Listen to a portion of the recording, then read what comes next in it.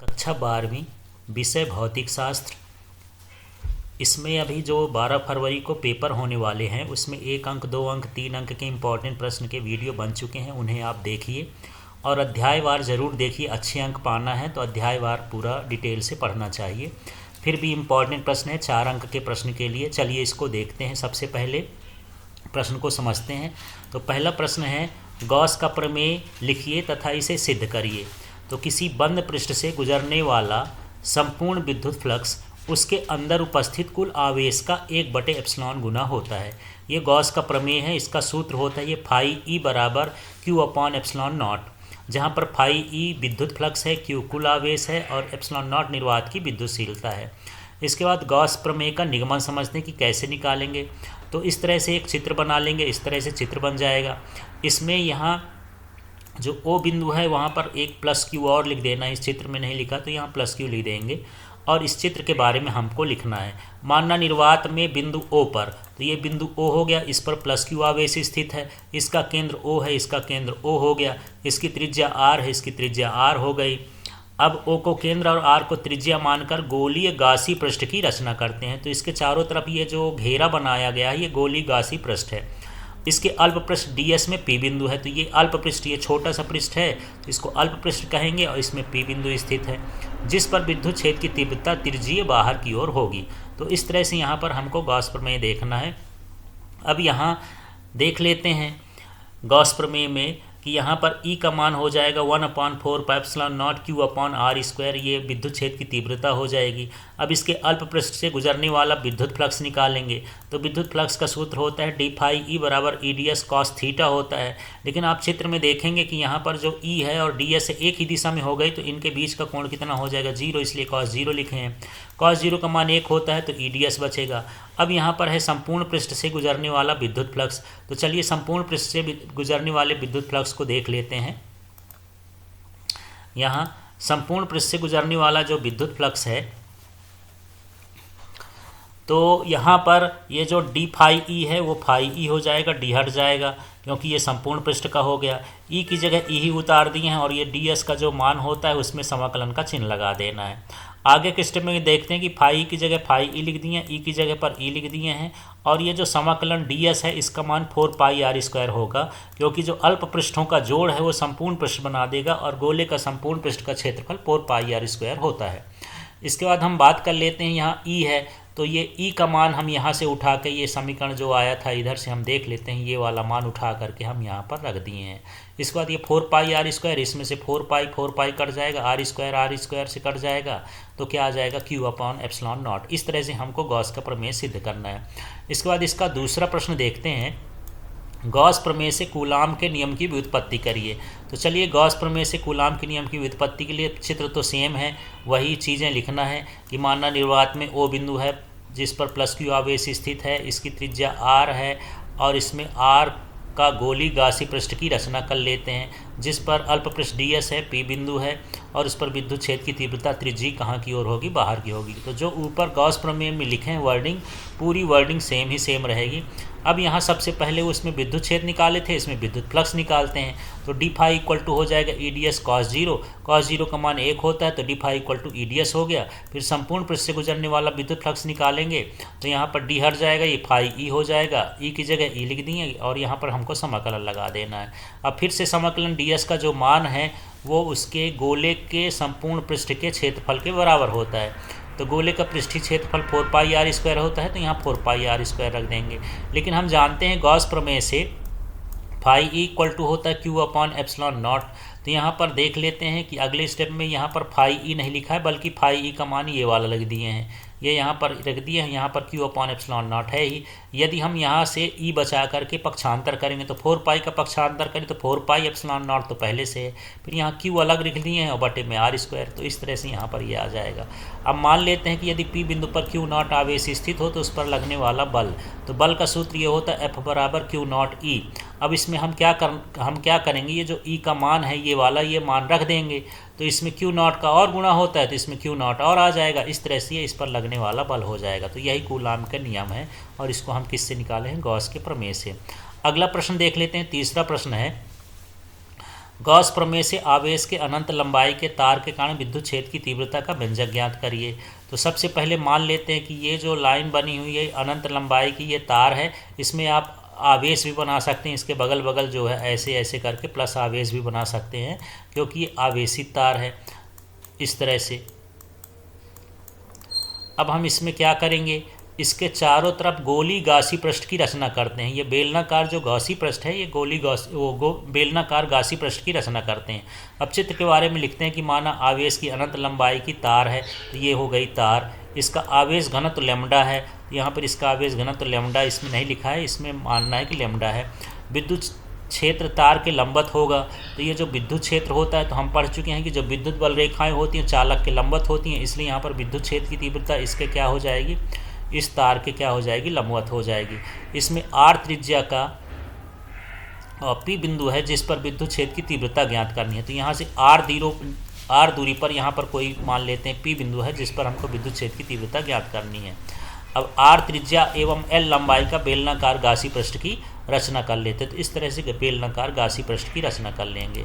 अब रचना करने के बाद हम क्या देख रहे हैं कि जो वृत्तीय पृष्ठ है, ये वाला वृत्तीय पृष्ठ है, ये वाला वृत्तीय पृष्ठ है। तो जहाँ जहाँ वृत्तीय पृष्ठ है वहाँ पर विद्युत क्षेत्र और डीएस माने क्षेत्र सदिश के बीच का कोण कितना है, 90 डिग्री है।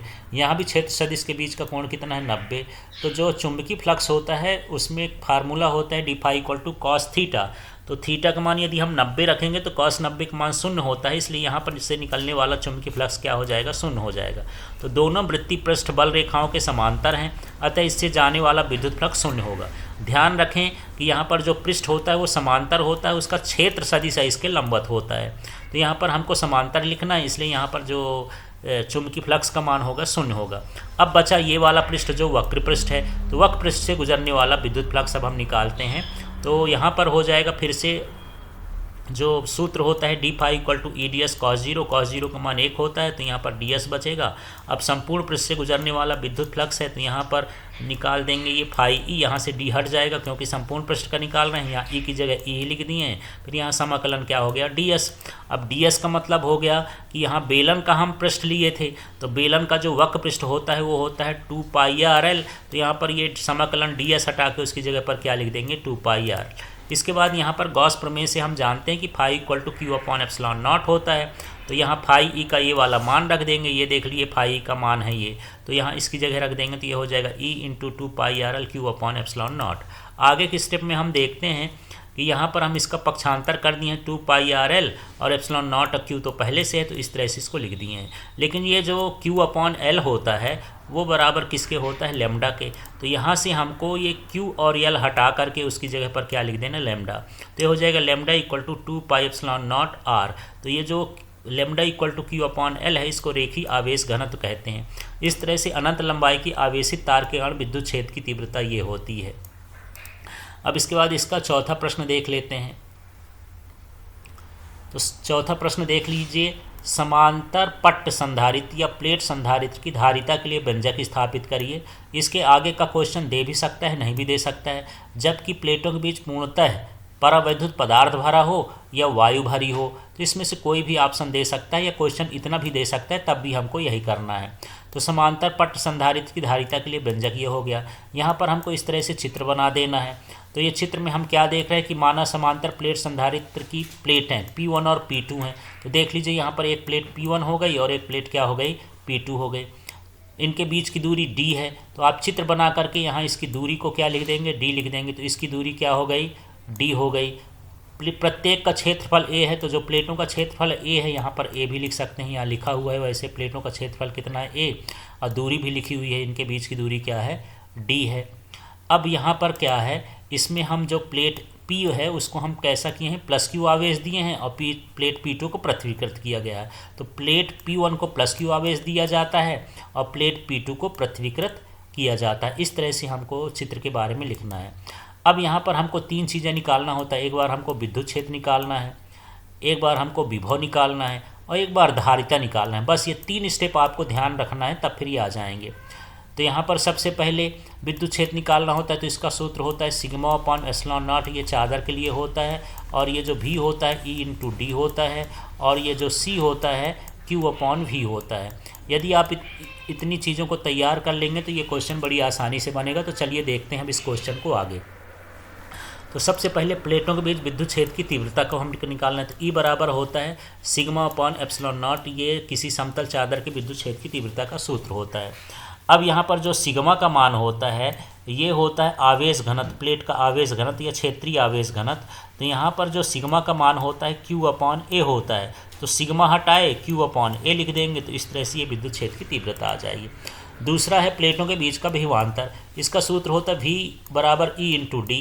तो यहाँ पर हम सिर्फ क्या करेंगे, जो E का मान ऊपर निकाले हैं, ये वाला E का मान निकाले हैं, यहीं नीचे लिख दिए हैं। तो देखिए E का मान रख दिए और इसके बाद D है तो D भी लिख देंगे। इस तरह से यहाँ पर V का मान आ गया। अब समांतर प्लेट संधारित्र की धारिता निकालना है। तो धारिता का सूत्र होता है C बराबर Q अपॉन V। तो यहाँ पर अभी V लिखा हुआ है और V का मान ये है, तो इसी मान को पूरा यहाँ पर उतार दिए हैं। देख लीजिए V का मान जो ये है, ये पूरा उतार दिए V का मान। तो Q अपॉन V था तो V का मान उतार दिए। अब यहाँ से देख रहे हैं कि ये Q और Q कैंसिल हो जाएगा और ये ट्रांसपोज होके ऊपर चला जाएगा। तो ये एप्सिलॉन नॉट A अपॉन क्या हो जाएगा, D हो जाएगा। इस तरह से C का ये धारिता का सूत्र आ गया है। अब यदि प्लेटों के बीच परावैद्युत पदार्थ भरा हो जिसका परावैद्युतांक K हो, तो हम वहाँ पर इस सूत्र में सिर्फ K लगा देना, epsilon not K upon D। तो इस तरह से यहाँ पर सूत्र निकल आएगा। चलिए वह अगला क्वेश्चन देख लेते हैं। यहाँ अगला क्वेश्चन है जनित्र किसे कहते हैं, इस साल के लिए इम्पॉर्टेंट है। इसके सिद्धांत एवं कार्यविधि का वर्णन करिए। तो इसको समझते हैं। जनित्र वह युक्ति जिसकी सहायता से यांत्रिक ऊर्जा को विद्युत ऊर्जा में परिवर्तित किया जाता है, जनित्र कहलाता है। इस तरह से हमको चित्र बना लेना है। देख लीजिए, इसमें चित्र में देखना है चित्र बनाते समय क्या क्या है। तो ये जो N और S हैं ये क्या कहलाए, स्थायी चुंबक। और ये जो आपको ABCD ये वाला भाग दिख रहा है, ये इसका क्या कहलाए, आर्मेचर कहला गया।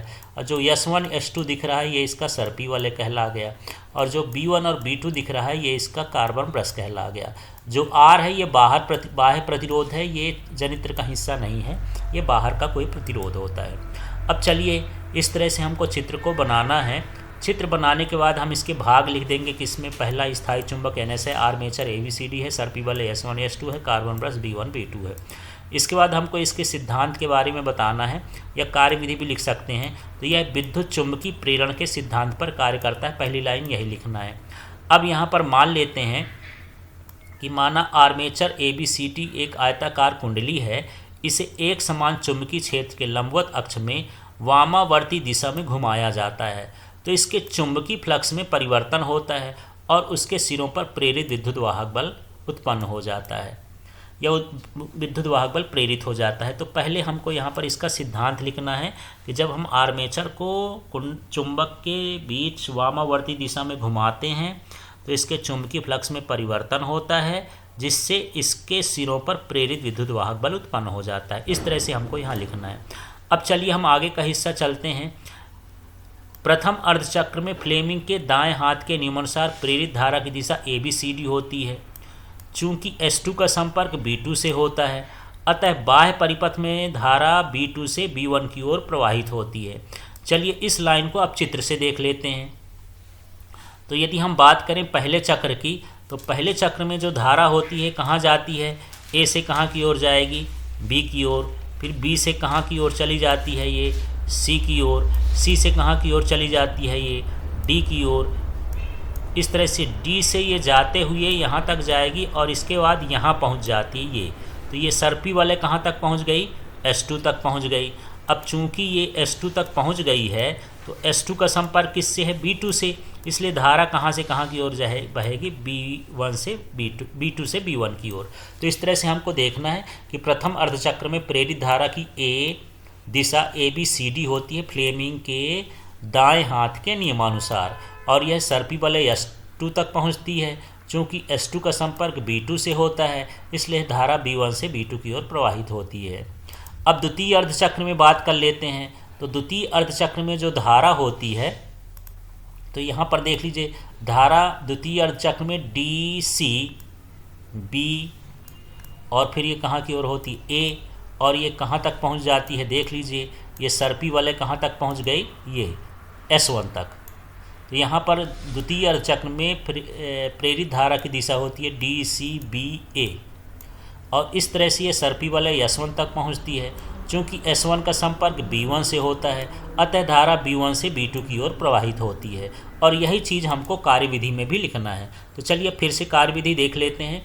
तो कार्यविधि में सीधा सीधा है,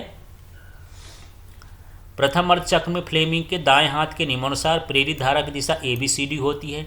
चूंकि S2 का संपर्क B2 से होता है, अतः बाह्य परिपथ में धारा B2 से कहाँ की ओर, B1 की ओर प्रवाहित होती है।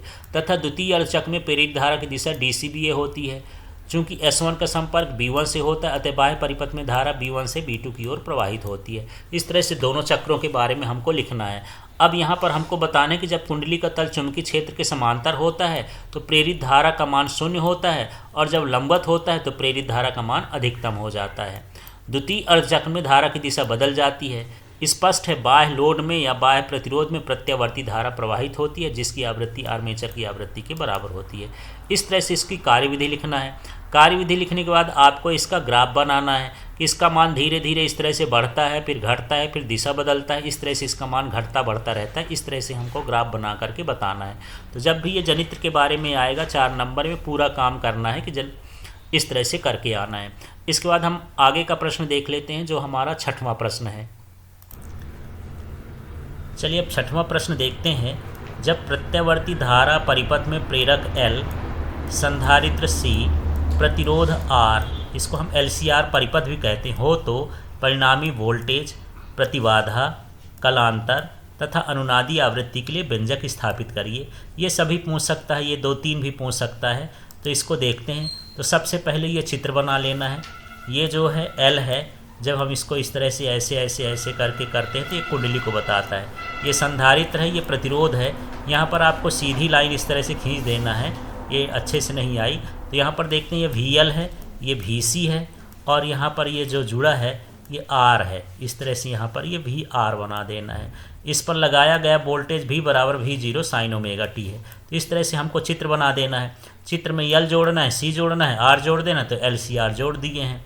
इसको आगे पीछे भी जोड़ देंगे तो कोई प्रॉब्लम नहीं है, इस तरह से लगा सकते हैं। अब इसका ये फेजर आरेख है। तो यहाँ पर आप देख रहे होंगे कि ये जो ये है, ये इस तरह से गया है।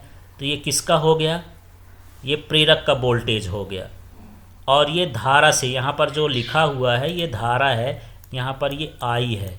ये धारा से कितना है, 90 अंश ऊपर जा रहा है। तो जो प्रेरक का वोल्टेज होता है धारा से 90 अंश अग्रगामी होता है। दूसरी तरफ ये देखते हैं कि ये जो संधारित्र का वोल्टेज है और ये धारा है और ये नीचे की ओर जा रहा है, तो ये धारा से 90 अंश कैसा होता है, पश्चगामी होता है। तीसरा हम देख लेते हैं कि जो ये रेखा जा रही है ये प्रतिरोध है। तो जो प्रतिरोध है और ये धारा है, दोनों कैसे हैं, एक ही दिशा में है, तो ये समान कला में होते हैं। तो इस तरह चित्र के बारे में लिखना है कि प्रेरक का वोल्टेज 90 अंश अग्रगामी होता है, संधारित्र का वोल्टेज 90 अंश पश्चगामी होता है, और प्रतिरोध का वोल्टेज धारा के साथ समान कला में होता है।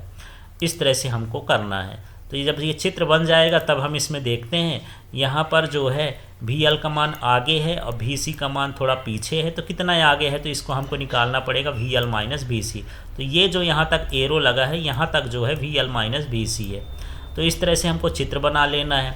ये जो V है इसका परिणामी वोल्टेज है, और जो फाई है इसका क्या है, कलांतर है।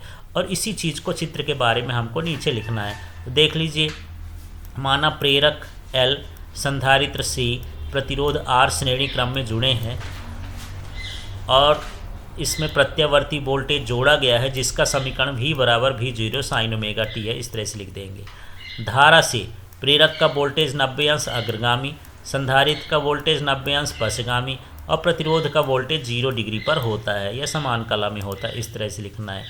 अब यहाँ पर आपको समझना है, इस चित्र को देखना है, और इस चित्र से हम यहाँ पर परिणामी वोल्टेज निकालेंगे। तो देख लेते हैं चित्र कैसे बना हुआ है। तो सबसे पहले चित्र समझते हैं। इस चित्र को हमको देखना है, ये हो गया, ये हो गया, और ये हो गया। तो ये एक समकोण त्रिभुज बन जाता है। अब ये समकोण त्रिभुज बन गया है। इसमें कर्ण क्या है, V, और इसका आधार क्या हो जाएगा, VR, और ये लंब जो है ये हो जाएगा VL माइनस VC। चाहिए जो इधर लिखा है, जो इधर लिखा, एक ही चीज़ हो गया। तो अब हम जानते हैं कि कर्ण का वर्ग बराबर होता है लंब का वर्ग धन आधार का वर्ग। तो देखिए कर्ण है, इसमें वर्ग नहीं लगाए तो रूट लगा दिए हैं। अब इसका आधार क्या है, ये है वी आर, तो यहाँ भी स्क्वायर आर लिख दिए हैं क्योंकि आधार का वर्ग होता है। प्लस लंब क्या है, यहाँ वी एल वी सी है, तो लंब क्या लिख दिए हैं, ये वी एल माइनस वी सी, और इसका भी वर्ग कर दिए क्योंकि ये लंब का वर्ग धन आधार के वर्ग के बराबर होता है। अब चलिए आगे हम देख लेते हैं। यहाँ जो है इतना लिखने के बाद जो वी आर है, तो वी आर का मान यहाँ पर ये भी देखना है, वी आर का मान होता है आई आर, और जो वी एल का मान है वो होता है आई एक्स एल, और जो वी सी का मान होता है वो होता है आई एक्स सी। साथ में जो एक्स एल का मान होता है ये होता है ओमेगा एल, और जो एक्स सी का मान होता है ये होता है 1/ओमेगा सी, और जो ओमेगा का मान होता है वो होता है 2 πf। इतने सूत्रों को इस क्वेश्चन में ज़रूरत पड़ेगी, इसलिए ये सूत्र आपसे बनना चाहिए। वी आर का मान, वी एल का मान, वी सी का मान, एक्स एल का मान, एक्स सी का मान, ओमेगा का मान। तो ये तो हम चित्र से लिख लिए हैं कि ये कर्ण हो जाएगा, कर्ण का वर्ग बराबर आधार का वर्ग धन लंब का वर्ग।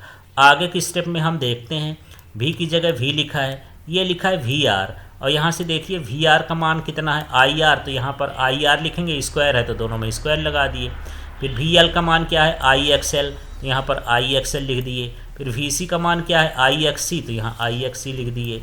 अब यहाँ से आई कॉमन लेकर के बाहर कर देंगे, जो बाहर निकलेगा आई तो स्क्वायर में रहेगा अंदर, लेकिन रूट के बाहर निकलेगा तो आई हो जाएगा। जब आई बाहर निकाल देंगे तो यहाँ क्या बचा आर स्क्वायर। यहाँ पर देखिए एक्स एल का मान क्या है ओमेगा एल, तो यहाँ पर ओमेगा एल लिख दिए हैं। एक्स सी का मान 1/ओमेगा सी है तो ओमेगा सी कर दिए हैं, तो आई बाहर कर देना है, इनका मान रख देना है। हालांकि ये मान लिखा वी आर का मान इतना है, वी एल का मान इतना है, वी सी का मान इतना है। अब हमको निकालना है प्रतिबाधा।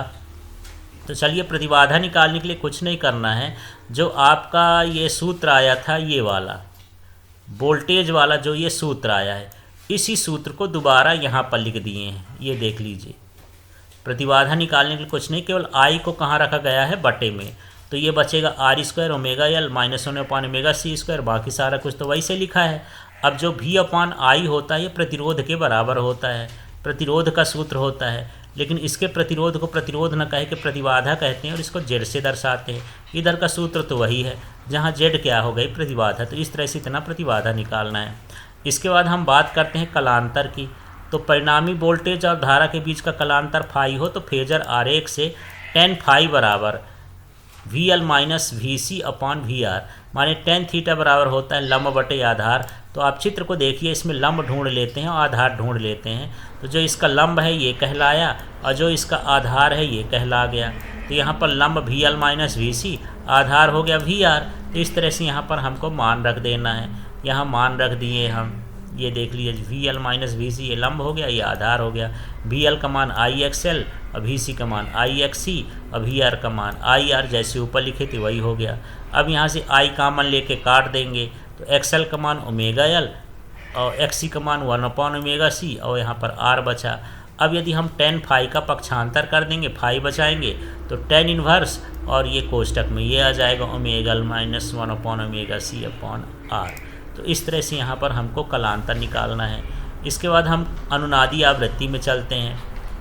तो अनुनादी आवृत्ति क्या है, यदि प्रेरण का प्रतिघात और धारती प्रतिघात बराबर हों तो प्रतिबाधा न्यूनतम होती है और धारा का आयाम या धारा अधिकतम होती है, इससे अनुनाद कहते हैं। तो इसके लिए हम यहाँ कंडीशन जो दिया है, प्रेरण का प्रतिघात माने एक्स एल और धारिता का प्रतिघात माने एक्स सी, ये दोनों को बराबर कर दिए हैं। एक्स एल का मान ओमेगा एल हो गया, एक्स सी का मान 1/ओमेगा सी हो गया, इस तरह से लिख देंगे। अब आगे के स्टेप में देखिएगा, इस ओमेगा को गुणा यहाँ कर देंगे तो ओमेगा स्क्वायर हो गया, और इस एल को नीचे ले आएंगे तो एल सी हो जाएगा। अब इसका स्क्वायर हटाएंगे तो यहाँ पर एक में रूट लगाएंगे तो एक ही आ जाएगा, एल सी में रूट लगा रहेगा। अब यहाँ पर जो मान होता है, ये जो ओमेगा का मान होता है ये होता है 2 पाई न्यू, ये न्यू है NU, या इसी को आवृत्ति भी बोलते हैं। इसको वी जैसे बना करके इस तरह से मोड़ देते हैं, इसको न्यू बोलते हैं। आप एफ भी लिख सकते हो, तिरछा एफ, तो कोई दिक्कत नहीं है। तो 2 पाई न्यू इक्वल टू हो जाएगा 1/√LC। तो यहाँ न्यू इक्वल टू हो जाएगा 2 पाई, 2 पाई को बटे में कर देंगे। इस तरह से अनुनादी आवृत्ति का मान होगा। अब ये कुछ विशेष स्थितियाँ होती हैं। ओमेगा एल बराबर 1/ωc हो, यदि कहना चाहिए XL बराबर XC हो तो ये विद्युत अनुनाद होता है, ये स्थितियाँ होती हैं। फिर यदि ओमेगा एल और 1/ωc है, इसमें से ओमेगा एल बड़ा है तो एल का मान बड़ा है, माने प्रेरकी गुण की उसमें प्रधानता है, प्रेरक गुण अधिक मात्रा में है। फिर यदि ओमेगा एल 1/ωc से कम है तो कहना चाहिए इसमें C का मतलब धारिता है, तो इसमें धारिती गुण की प्रधानता होती है। इस तरह से हमको इनका कंडीशन लिखना है। इसके बाद 7वां प्रश्न देख लेते हैं। 7वां प्रश्न है ट्रांसफार्मर किसे कहते हैं, इसका वर्णन निम्न बिंदुओं के आधार पर करिए। हालांकि पिछले साल आया था, थोड़ा कम संभावना है, पर आप देख लीजिए रिपीट भी हो जाते हैं कभी कभी क्वेश्चन। तो सबसे पहले यहाँ पर ट्रांसफार्मर समझते हैं क्या है। ऐसा उपकरण जो प्रत्यावर्ती वोल्टेज को घटा बढ़ा देता है, घटा या बढ़ा देता है, उसे ट्रांसफार्मर कहते हैं। इसके बाद यहाँ पर सिद्धांत और कार्यविधि को समझते हैं। यह नॉन प्रेरण के सिद्धांत पर कार्य करता है। जब प्राथमिक कुंडली के सिरों पर प्रत्यावर्ती वोल्टेज आरोपित करते हैं तो इससे बद्ध चुंबकीय फ्लक्स में परिवर्तन होता है, जिससे द्वितीयक कुंडली में भी प्रेरित विद्युत वाहक बल उत्पन्न हो जाता है। अब यहाँ पर अपचाई ट्रांसफार्मर का चित्र बना देना है और ये उच्चाई ट्रांसफार्मर का चित्र बना देना है। ट्रांसफार्मर का चित्र बनाते समय अपचाई में ध्यान रखना है कि द्वितीय कुंडली में फेरों की संख्या कम हो, और जब उच्चाई बनाएंगे तो ध्यान रखना है द्वितीय कुंडली में फेरों की संख्या अधिक होनी चाहिए। तो इस तरह से हमको अलग अलग ट्रांसफार्मर बनाना है। ट्रांसफार्मर बनाने के बाद हम सीधा सीधा जो E बराबर -dφ/dt, ये फैराडे का नियम होता है, उसको यहाँ पर हम अप्लाई कर देंगे। तो एक बार हम प्राथमिक कुंडली के लिए करेंगे और एक बार हम द्वितीय कुंडली के लिए करेंगे। तो देख लेते हैं, यदि द्वितीय कुंडली में फेरों की संख्या NS हो और इससे बद्ध चुंबकीय प्लस dφ हो तो फैराडे के द्वितीय नियम से, तो देखिए E है, कैपिटल E लिख दिए हैं, और ये द्वितीय कुंडली का है, सेकेंडरी कुंडली का है, इसलिए E के नीचे S लगा दिए हैं। बराबर ये dφ/dt लिखा ही है, लेकिन इसमें फेरों की संख्या NS है, तो NS का और इसमें मान हो जाएगा, गुणा हो जाएगा, तो ये -NS हो जाता है। तो इसी सूत्र को हमको लिखना है। इसी सूत्र को दोबारा लिख दिए हैं, पूरी लाइन ऊपर की डुप्लीकेट कर दिए हैं। सिर्फ द्वितीय कुंडली की जगह क्या है प्राथमिक कुंडली, और यस की जगह क्या हो जाएगा P हो जाएगा, माने प्राइमरी कॉइल के लिए। तो देखिए सेम है, यहाँ P लिखा है और यहाँ भी यस की जगह क्या लिखा है P, इस तरह से। अब यदि हम समीकरण 1 का 2 में भाग कर देते हैं, जब हम भाग करेंगे तो देखिएगा यहाँ पर ES/EP हो जाएगा, यहाँ पर इसको लिखेंगे। अब जब इसमें भाग करेंगे तो dφ/dt कट गया, माइनस माइनस कट जाएगा, तो क्या बचेगा NS/NP। अब अगला देख लेते हैं, यदि कुंडली का प्रतिरोध नगण्य हो तो ES किसके बराबर हो जाएगा VS के, और EP किसके बराबर हो जाएगा VP के। तो इस तरह से यहाँ पर ES की जगह पर क्या लिख दिए, इसी सूत्र को दोबारा से उतारना है। केवल ES की जगह VS और EP की जगह क्या लिख दिए हैं VP। अब यदि ऊर्जा क्षय ना हो तो, यदि ऊर्जा क्षय नहीं होगी तो द्वितीय कुंडली की शक्ति बराबर कितनी होगी प्राथमिक कुंडली की शक्ति।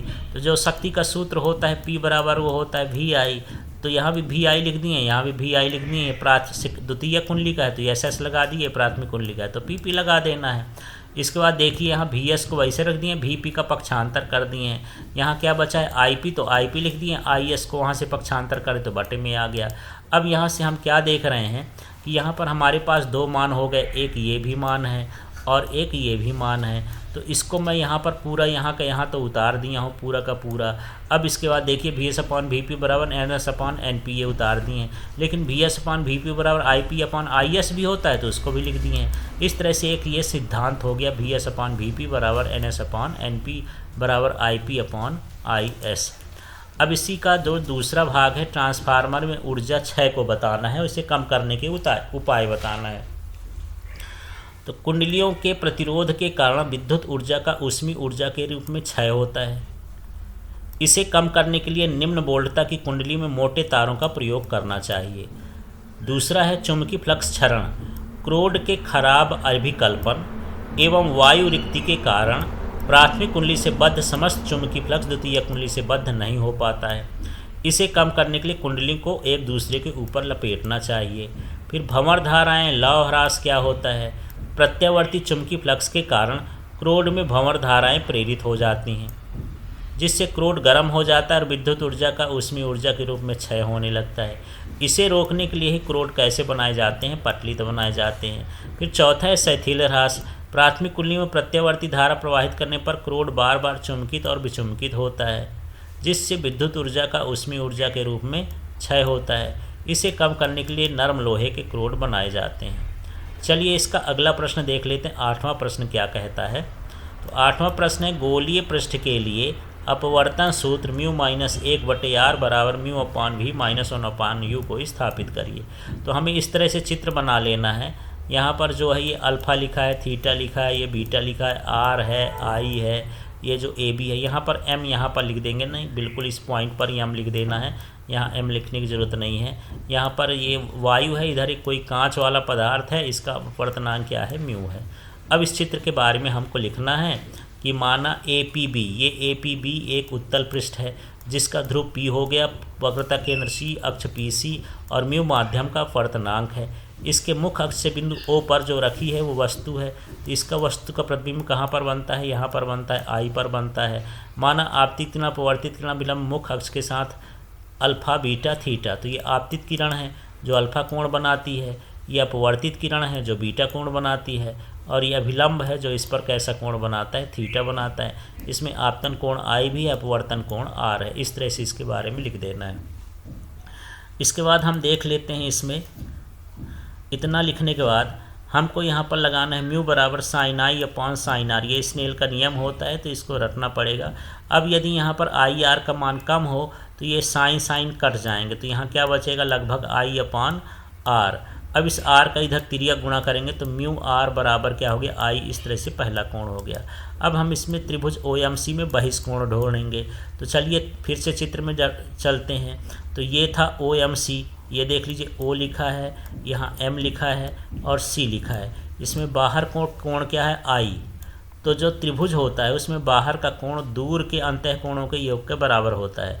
माने अल्फ़ा प्लस थीटा करेंगे तो क्या हो जाएगा, I। इसी तरह से हम दूसरा त्रिभुज ये भी लेंगे, MCI, ये वाला त्रिभुज लेंगे। जब इस त्रिभुज को लेंगे तो बाह्य कोण क्या हो जाएगा, थीटा, और थीटा का मान R प्लस क्या हो जाएगा, बीटा हो जाएगा।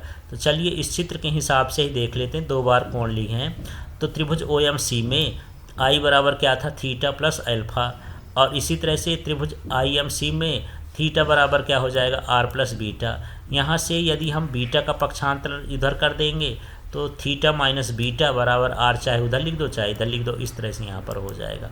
अब क्या करना है, हमारे पास यहाँ I का मान आ गया है और यहाँ पर R का मान आ गया है। तो जो समीकरण 1 है उसमें I की जगह I का मान, R की जगह R का मान, तो ये हम यहाँ पर R का मान रख दिए, I का मान रख दिए समीकरण 1 में।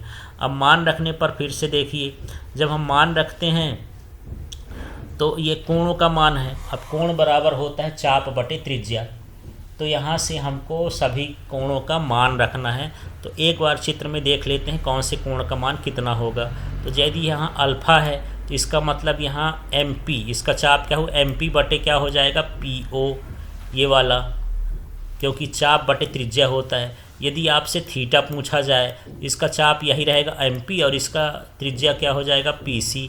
और यदि यहाँ पर इसका चाप पूछा जाए बीटा का तो MP होगा और इसमें जो त्रिज्या होगी वो हो जाएगी PI, यहाँ तक की दूरी। तो इस तरह से हमको सभी मान रख देना है। तो जब हम यहाँ मान रखेंगे तो यहाँ पर देख लीजिएगा कोण बराबर चाप बटे त्रिज्या से PM बटे PC, PM बटे PI, PM बटे PC, PM बटे PO, माने कोण ये चाप बटे क्या हो जाएगी, त्रिज्या। तो सभी में ये PM जो है चाप है ये कट जाएगा। अब यहाँ पर क्या बचेगा, 1/PC, 1/PI, 1/PC, 1/PO, ये मान रख दिए। अब चिन्ह की परिपाटी से जो PC का मान है वो R है, PO का जो मान है -U है, PI का मान ये क्या है, V है। चलिए अब चित्र में इसको देख लेंगे तब आपको समझ में आ जाएगा। तो यहाँ पर ये जो PO का मान है ये U कहला जाएगा, जो ये PC का मान है ये R कहला जाएगा, और ये जो PI का मान है ये क्या कहला जाएगा, V कहला जाएगा। तो इस तरह से इसमें हम मान रख लेते हैं। तो यहाँ पर इसका मान माइनस में रखेंगे क्योंकि जो सतह से है ये दूरी ये बाईं तरफ की है, या कह सकते हैं कि ये चिन्ह की परिपाटी से इसका मान ऋणात्मक हो जाएगा। अब मान रखेंगे इसमें, देखिए म्यू की जगह म्यू रख दिए, ये 1 की जगह 1 रखा है। अब पी सी की जगह इसमें क्या आ जाएगा आर, इसी तरह से पी आई की जगह इसमें क्या आ जाएगा वी, इसके बाद यहाँ भी पी सी की जगह क्या आ जाएगा आर, और यहाँ पी ओ की जगह क्या आ जाएगा माइनस यू। इस तरह से यहाँ पर मान रख देंगे। अब इस म्यू का गुणा करेंगे एक से तो ये हो जाएगा म्यू बटे आर, फिर इसी म्यू का गुणा वी से करेंगे तो ये हो जाएगा म्यू बटे वी 1/r, और ये माइनस और प्लस माइनस हो जाएगा -1/u। इस तरह से यहाँ आ जाएगा। अब हम क्या कर रहे हैं, म्यू अपॉन आर और ये जो 1/r है एक तरफ ले आए हैं और म्यू बटे वी को इधर ला दिए हैं, पक्षांतर कर दिए हैं। अब यहाँ से यदि हम r का लघुत्तम ले लेंगे तो म्यू माइनस 1/r बराबर म्यू अपॉन वी -1/u। इस तरह से इसका अपवर्तन सूत्र हो जाएगा। इसके बाद हम इसका 9वां प्रश्न देख लेते हैं। तो 9वां प्रश्न है, पतले लेंस के लिए अपवर्तन सूत्र, लेंस निर्माता सूत्र स्थापित करिए। इसको देख लेते हैं। ये सूत्र भी दे देता है 1/f बराबर 1 म्यू -1 1/r1 -1/r2। तो ये सूत्र भी दे सकता है, लेंस निर्माता सूत्र भी दे सकता है, पतले लेंस के लिए अपवर्तन सूत्र भी देगा, तब भी यही करना है। तो चलिए इसमें हम इस तरह से चित्र बना लेंगे। एक चित्र बना लेना है, दूसरे की ज़रूरत नहीं है, चाहे तो आप बना लें और नहीं ज़रूरत भी नहीं है। तो जो लेंस होता है दो पृष्ठों से मिलकर बना होता है, एक हो गया ए बी पृष्ठ। तो चलिए यहाँ ए बी और सी डी पृष्ठ से मिलकर बना है, इनकी वक्रता त्रिज्याएं R1 R2 है, अपवर्तनांक क्या है म्यू है। अब ए बी पृष्ठ के लिए ओ वस्तु है और प्रतिबिंब क्या है I1। तो जो अपवर्तन सूत्र अभी हम निकाले हैं तो उसमें म्यू -1/r निकाले थे, तो पहले पृष्ठ का R1 का लिए म्यू अपॉन वी निकाले थे, तो इसमें I1 प्रतिबिंब वक्र बनता है, इसलिए V1 हो गया। और वस्तु की दूरी यहाँ पर u है तो u लिख दिए इस तरह से। इसी प्रकार अब हमको ये दूसरा पृष्ठ देखना है, इस पृष्ठ को देखना है, ये सी डी वाले पृष्ठ को। इसका कलर मैं अलग कर देता हूँ तब आपको समझ में आएगा। ये दूसरा पृष्ठ है, ये वाला जो सी डी पृष्ठ है इसकी बात करते हैं, लेंस का ये दूसरा हिस्सा है। तो सी डी पृष्ठ के लिए I1 वस्तु हो जाएगी, I प्रतिबिंब हो जाएगा। तो अपवर्तन सूत्र फिर लगाएंगे, तो अपवर्तन सूत्र जो अभी निकाले थे वही सूत्र है। तो ये म्यू है तो म्यू की जगह 1/μ लिखना है, क्योंकि जब इसमें पहले में जाती है किरण तो ये वायु से किस में जाती है, कांच में, और जब यहाँ बाहर निकलती है तो ये कहाँ से जा रही, कांच से वायु में जा रही, इसलिए अपवर्तनांक यहाँ पर उल्टा लिखा जाता है। तो म्यू की जगह हम क्या लिखेंगे 1/μ, 1 की जगह 1 ही लिख दिए। फिर यहाँ ऊपर म्यू आया तो यहाँ भी क्या लिखेंगे 1/μ, और यहाँ 1 की जगह 1 लिख देंगे। अब नीचे की बात करते हैं, इसमें R1 लिखा है, इसमें क्या लिखना है R2 लिखना है। इसमें V1 लिखा है, यहाँ पर हमको क्या लिखना है V, अंतिम प्रतिबिंब भी मान लेते हैं। और उसमें U लिखा है, U की जगह V1 लिख देंगे, क्योंकि यहाँ पर जो U है वो I है, I1 है, इसलिए वहाँ पर क्या हो गया V1। अब आगे के स्टेप में हम देखते हैं, आगे स्टेप में हम म्यू का गुणा कर देंगे। तो इसमें यदि म्यू का गुणा करेंगे तो म्यू म्यू कट जाएगा तो 1 बचेगा, 1 के साथ करेंगे तो म्यू आ जाएगा। इसमें करेंगे म्यू का गुणा तो म्यू म्यू कट जाएगा तो 1 हो जाएगा। इस 1 से करेंगे तो क्या हो जाएगा, म्यू हो जाएगा। तो इस तरह से यहाँ पर आ गया। अब यदि हम यहाँ पर समीकरण 1 और 2 को जोड़ दें तो समीकरण 1 ये है, इसको हम यहाँ पर लिख दिए हैं, समीकरण 1 से ये लिख दिए हैं, प्लस इसको हम लिख दिए दूसरा वाला, तो ये दूसरा समीकरण हो गया। इस तरह से ये दूसरा समीकरण लिख दिए हैं, दोनों को जोड़ना है दोनों में।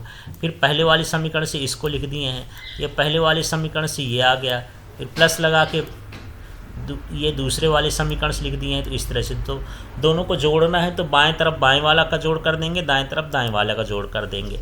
अब इसमें हम क्या देख रहे हैं कि ये म्यू -1 है, तो इसमें म्यू -1 कॉमन ले लेंगे, लेकिन इसमें 1 - म्यू है, उल्टा लिखा है, इसलिए यहाँ पर चिन्ह माइनस कर दिए हैं। अंदर क्या बचेगा 1/r1 1/r2, म्यू माइनस बाहर निकालने के बाद। अब दूसरे हिस्से में देखिए ये म्यू -1 और ये म्यू अपॉन V1 ये कट जाएगा। अब क्या बचा -1/u 1/v, तो 1/v -u बच जाएगा, माइनस वाला बाद में लिख देंगे। अब यदि यहाँ पर देख लेते हैं, यदि वस्तु अनंत में हो, u का मान v अनंत हो तो v का मान क्या होता है f, क्योंकि अनंत में वस्तु का प्रतिबिंब फोकस पर बनता है, इसलिए v का मान f हो जाता है। तो देखिए ये वाला पूरा उतार दिए हैं, वैसा इधर का पूरा हिस्सा भी उतार दिए हैं। अब ये 1/f कैसे आ जाएगा, क्योंकि v है यहाँ पर, v की जगह पर 1/f लिखना है, u की जगह पर 1/अनंत लिखना है। तो यहाँ 1/अनंत का मान 0 हो जाता है। इस तरह से यहाँ पर ये सूत्र आ जाएगा, म्यू -1 1/r1 -1/r2 बराबर 1/f, या उधर लिख दें या इधर लिख दें। इस तरह से हमको इसको हल करना है। इसके बाद इसका 10वां प्रश्न देख लेते हैं। तो 10वां प्रश्न है, सरल सूक्ष्मदर्शी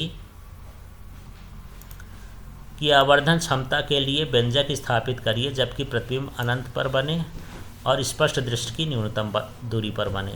तो सबसे पहले यहाँ पर स्पष्ट दृष्टि की न्यूनतम दूरी पर देख लेते हैं। तो सूक्ष्मदर्शी है क्या? वह प्रकाशीय यंत्र जिसकी सहायता से पास रखी सूक्ष्म वस्तु को आवर्धित करके देखा जाता है या बड़ा देखने के लिए हम इसका प्रयोग करते हैं। इसे सरल सूक्ष्मदर्शी कहते हैं। ये केवल एक अकेला उत्तल लेंस होता है। अब देखिए इसका सिद्धांत क्या है। सिद्धांत यह है कि वस्तु को उत्तल लेंस के प्रकाश केंद्र या फोकस के बीच रखा जाए तो वस्तु का सीधा बड़ा आभासी प्रतिबिंब बनता है। इसी गुण का उपयोग करके हम दूरदर्शी का निर्माण करते हैं। इसके बाद यहाँ पर देखिए ये चित्र बना लेना है आपको। चित्र बना ये देख लेना है, इस तरह से चित्र बनाना है और एक चित्र ये बनाना है। चित्र जब बन जाएगा तो चित्र को बनाने के बाद देखते हैं। अब चित्र इस तरह से बना लेंगे। बनाने के बाद आवर्धन क्षमता इसका निकालेंगे तो अंतिम प्रतिबिंब द्वारा निर्मित दर्शन कोण ये हो जाएगा। अंतिम प्रतिबिंब द्वारा निर्मित दर्शन कोण। फिर स्पष्ट दृश्य की न्यूनतम दूरी पर स्थित वस्तु द्वारा निर्मित दर्शन कोण ये वाला चित्र हो जाएगा। ये अल्फा हो जाएगा। के अनुपात को सूक्ष्मदर्शी की आवर्धन क्षमता कहते हैं। इसी शब्द को यदि सूत्र में लिखेंगे तो m बराबर क्या लिखेंगे? Beta upon alpha.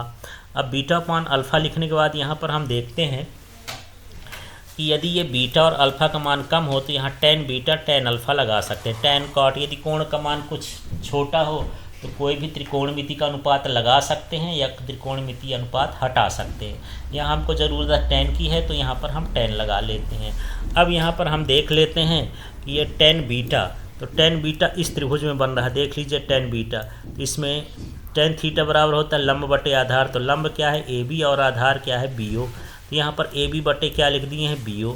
इसके बाद यहाँ पर tan अल्फा है तो इस त्रिभुज का है, तो इस त्रिभुज में लंब क्या है? AB, तो यहाँ पर लिख दिए हैं AB। और इसका आधार क्या है? BE। यहाँ पर E लिख देना है। चित्र में BE है तो यहाँ पर BE लिख दिए। अब आगे के स्टेप में देखते हैं कि AB तो कट जाएगा, BE ऊपर चला जाएगा क्योंकि बटे में है, OB भी नीचे आ जाएगा क्योंकि बटे में, तो BE बराबर OB आ गया। अब यहाँ पर हमको चिन्ह की परिपाटी देखना है। तो जो BE है उसका मान D है और आँख के इधर है, बाईं तरफ है, तो बाईं तरफ की दूरियां ऋण में होती हैं तो ये माइनस में हो गया। फिर यहाँ OB की बात करते हैं तो ये देखिए जो OB है वस्तु की दूरी है, वस्तु की दूरी की U से लिखते हैं, इधर है तो माइनस में लिख दिए हैं। तो इस तरह से इसको लिखना है।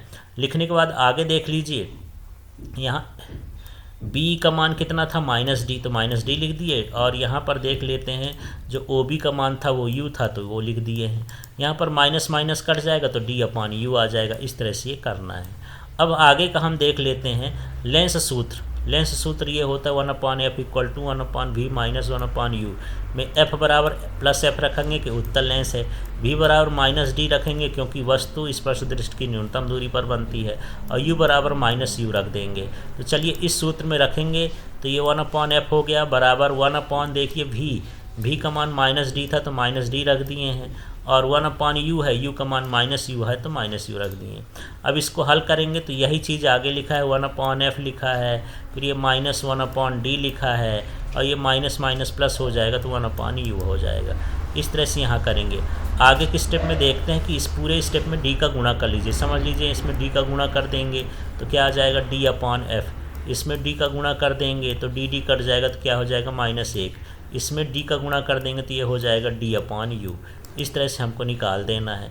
अब इसमें से क्या करना है, ये जो -1 है इसके साथ पक्षांतर कर देंगे तो 1 + df हो जाएगा। इधर बचेगा d/u, चाहे इधर लिख दें चाहे इधर, तो इस तरह से d/u बचा। लेकिन समीकरण 1 में देख लेते हैं कि d/u का मान कितना है? m है, तो यहाँ पर d/u की जगह पर हम क्या लिख देंगे? m लिख देंगे। तो m बराबर 1 + d/f ये सूक्ष्मदर्शी की आवर्धन क्षमता हो जाएगी।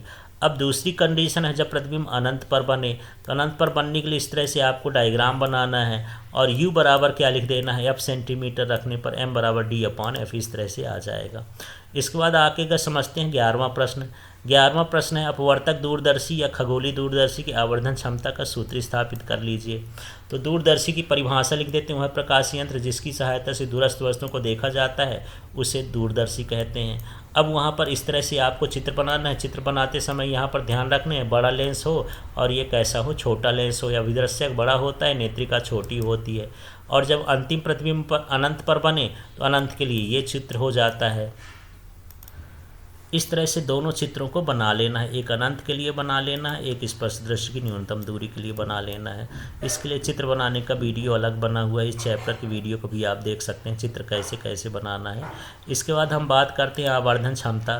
तो अंतिम प्रतिबिंब द्वारा निर्मित दर्शन कोण तथा वस्तु द्वारा निर्मित दर्शन कोण के अनुपात को आवर्धन क्षमता कहते हैं। तो यहाँ पर आवर्धन क्षमता का सूत्र हो गया m बराबर बीटा अपॉन अल्फा। यदि अल्फा बीटा का मान कम हो तो हम यहाँ दोनों में tan जोड़ देंगे। अब tan बीटा tan अल्फा का मान ढूंढ लेते हैं कहाँ है। तो यहाँ पर देख लीजिएगा, ये जो tan बीटा इस त्रिभुज में बीटा बन रहा है, तो इसका लंब क्या हो गया a डैश b डैश, तो ये लंब लिखे a डैश b डैश। इसका आधार क्या हो जाएगा b डैश e, तो इसका आधार लिख दिए b डैश e। अब हम बात करते हैं इस वाले जिसमें अल्फा बनता है। तो ये वाला त्रिभुज देख लीजिए, ये वाला त्रिभुज अल्फा वाला है, इसमें जो इसका लंब है वो है a डैश b डैश, तो ये लिख दिए लंब a डैश b डैश। और इसका आधार कितना है o b डैश, तो यहाँ पर o b डैश लिख दिए। तो इस तरह से लिखेंगे, यहाँ से ये b b डैश कट जाएंगे, a b dash o b dash ऊपर चला जाएगा, e b डैश नीचे आ जाएगा। अब चिन्ह की परिपाटी से जो o b का मान है वो FO है और b डैश e आई का मान UE है, तो FO पान UE हो गया, ये माइनस ऊपर चला जाएगा, तो m बराबर माइनस FO पान UE। इस तरह से इसका मान आ गया।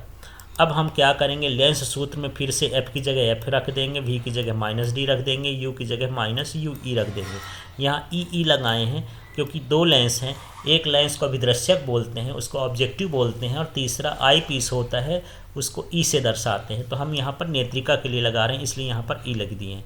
तो उसी फार्मूले में जो 1/f equal to 1/v minus 1/u होता है, उस फार्मूले में f की जगह f ही रख दिए हैं, v की जगह माइनस d रख दिए हैं, u की जगह माइनस u रख दिए हैं। अब रखने के बाद हमको ये देखना है कि ये माइनस माइनस प्लस होकर के ये हो जाएगा। अब अगले स्टेप में हम क्या करेंगे, इसमें हम -1/d का पक्षांतर कर लें, तो 1/fe प्लस 1/de। अब यहाँ क्या बच गया है 1/ue, तो यहाँ जो 1/ue है उसका मान रख देंगे।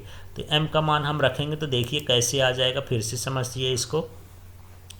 यहाँ पहले समीकरण में रखना है, तो m की जगह m रख दिए, माइनस की जगह ये माइनस रख दिए, FO की जगह FO रख दिए। अब जो हमारे पास बचा है 1/ue बचा है, तो 1/ue का मान ये है, इसको ले जा कर के यहाँ पर रख देना है। अब यहाँ से f ही कामन ले लेंगे, तो जब f ही बटे वाला बाहर निकालेंगे तो f ही बटे में आएगा, लेकिन इसमें नहीं है तो गुणे में आ जाएगा, f ही के ऊपर लिख देंगे। यदि गुणा करेंगे तो फिर यही आ जाएगा। नली की लंबाई दोनों लेंसों के बीच की दूरी होती है, तो FO प्लस क्या हो जाएगी UE। इसी तरह से जब प्रतिबिंब अनंत पर बने तो जो वस्तु है उसको फोकस पर रखना पड़ता है, तो UE बराबर F ही हो जाएगा। जो आपका समीकरण 1 आया है उसमें UE की जगह F ही रख देंगे। यहाँ पर ये समीकरण 1 है, यहाँ पर UE की जगह क्या रख देंगे, F ही। तो इस तरह से m बराबर FO अपॉन क्या हो जाएगा, F ही हो जाएगा। इसके बाद 12वां प्रश्न देख लेते हैं। द्विस्लिट व्यतिकरण पैटर्न और एकल स्लिट विवर्तन पैटर्न में अंतर लिखिए, या सीधा सीधा व्यतिकरण और विवर्तन में अंतर लिखिए। तो चलिए इसको देख लेते हैं। 3 नंबर में कभी कभी पहुंच देता है, कभी 4 नंबर में पहुंच देता है। 2 कला संबद्ध स्रोतों से आने वाली तरंगों के अध्यारोपण के कारण व्यतिकरण प्रतिरूप बनता है। एक ही स्रोत के विभिन्न भागों से आने वाली तरंगों के अध्यारोपण से विवर्तन प्रतिरूप बनता है। इसमें सभी दीप्त फ्रिंजों की तीव्रता एक समान होती है। इसमें केंद्रीय उच्चिष्ट की तीव्रता अधिकतम होती है, द्वितीयक उच्चिष्टों की तीव्रता क्रमशः घटती जाती है। इसमें सभी दीप्त अदीप्त फ्रिंजों की चौड़ाई समान होती है। इसमें केंद्रीय उच्चिष्ट की चौड़ाई द्वितीयक उच्चिष्टों की 2 गुनी होती है। इसमें दीप्त और अदीप्त फ्रिंजों का विपर्यास अच्छा होता है, माने इसमें रंग अच्छे से दिखाई देते हैं। इसमें उच्चिष्ट और निम्निष्ट के बीच का विपर्यास अच्छा नहीं होता है। इसमें दीप्त और अदीप्त फ्रिंजों की संख्या अधिक होती है, इसमें उच्चिष्ट और निम्निष्ट की संख्या कम होती है, दीप्त अदीप्त की कम होती है, ऐसा भी लिख सकते हैं। अब इसमें 13वां प्रश्न हम देख लेते हैं। तो 13वां प्रश्न है, पीएन संधि डायोड में अग्रभिनत और पश्चभिनत को समझाकर धारा प्रवाह का अभिलाक्षणिक वक्र बनाइए। तो चलिए समझते हैं ये क्या है, अग्रभिनत क्या है।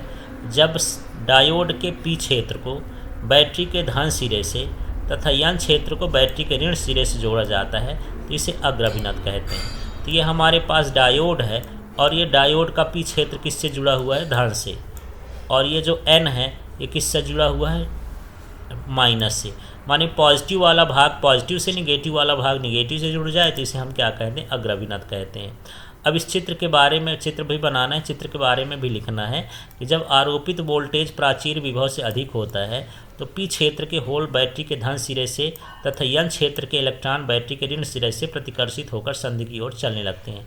यहाँ पर समझ लेना है कि पी क्षेत्र में जो होते हैं होल पाए जाते हैं उसको पॉजिटिव होते हैं, और एन क्षेत्र में इलेक्ट्रॉन पाए जाते हैं जो कैसे होते हैं, निगेटिव होते हैं। तो जब धन धन से प्रतिकर्षित होंगे तो संधि की ओर चलेंगे, या माइनस माइनस से प्रतिकर्षित होंगे तो ये भी संधि की ओर चलेंगे।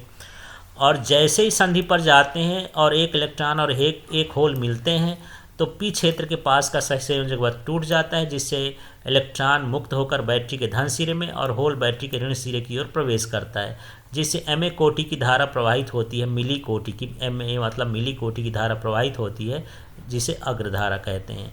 तो इस तरह से हमको यहाँ पर पश्चाभिन्नत अग्रभिन्नत समझाना है। अब हम बात कर लेते उत्क्रम अभिन्नत क्या होता है। तो जब डायोड के पी क्षेत्र को बैटरी के ऋण सिरे से तथा एन क्षेत्र को बैटरी के धन सिरे से जोड़ा जाता है, इसे पश्चाभिन्नत कहते हैं। तो देख लीजिए, पी वाला किससे जुड़ जाए, ऋण से, और एन वाला किससे जुड़ जाए, धन से, उल्टा जुड़ जाए, इसलिए हम इसे क्या कहते हैं, पश्चाभिन्नत कहते हैं। अब इसमें आरोपित वोल्टेज का मान प्राचीर वोल्टेज को बढ़ाता है, अतः पी क्षेत्र को होल बैटरी के ऋण सिरे से तथा एन क्षेत्र के इलेक्ट्रॉन बैटरी के धन सिरे से आकर्षित होकर संधि की ओर चले जाते हैं।